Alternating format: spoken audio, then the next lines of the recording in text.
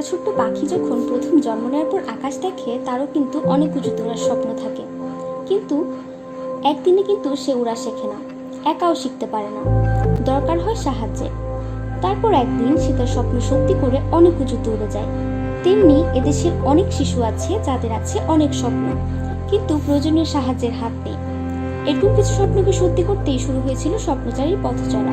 লকডাউনের সময় যখন সবকিছু অনলাইনে বন্দী, তখন স্কুল পড়ুয়া আমাদের ভাবনায় আসে অসহায় মানুষদের সাহায্য করার চিন্তা।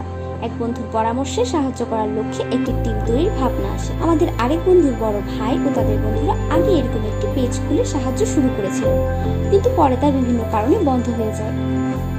তাই আমরা সেই পেজকে নতুনভাবে শুরু করি। শুরু হয় নতুন যাত্রা। বেশ কিছুদিন আগে করোনাকালীন সময়ে আমরা পথচারী ও যানবাহন চালকদের মাঝে তাদের সুরক্ষার লক্ষ্যে মাস্ক ও ভিটামিন সি ট্যাবলেট বিতরণ করেছি, যা তাদের করোনাকালীন সুরক্ষা নিশ্চিত করেছে। এছাড়াও সাম্প্রতিককালে আমরা নগরীর ডিসি হিলে পথশিশুদের মাঝে খাদ্য বিতরণ সম্পন্ন করেছি। পথশিশুরা কিন্তু আমাদের মতোই শিশু, তাদের দরকার প্রয়োজনীয় সাহায্য, আমরা তাদেরকে সেই সাহায্যটা দিতে পারি। এই কার্যক্রমটিতে আমাদের সহযোগিতা করেছে নগর ফুল সংগঠনটি, তাই আমরা তাদের আন্তরিকভাবে ধন্যবাদ জানাই। আমাদের পথ চলার শুরুতেই পেয়েছি অনেকের শুভকামনা। যারা আমাদের কার্যক্রমগুলোতে অর্থসহ অন্যান্য সাহায্য করেছেন, তাদের জানাই অসংখ্য ধন্যবাদ। এদেশের অসংখ্য পথশিশুর স্বপ্নকে সত্যি করতে স্বপ্নচারী এই স্বপ্নযাত্রা। সেই স্বপ্নগুলোকে সত্যি করতে দরকার একটুখানি সাহায্য আর ভালোবাসা। ধন্যবাদ। চলুন এবার আমরা দেখে আসি আমাদের খাদ্য বিতরণ কার্যক্রমের কিছু মুহূর্ত।